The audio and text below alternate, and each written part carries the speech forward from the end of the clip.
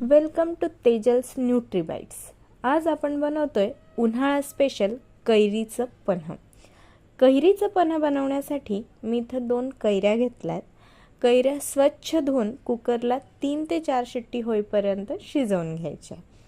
कैरी शिजल्यानंतर ती थंड करून कैरीचा पल्प आपण एका भांड्यात काढून घ्यायचा आहे। हा पल्प साधारणपणे 1 वाटी आहे, सो मी याच्यासाठी 1 वाटी गूळ वापरणार आहे।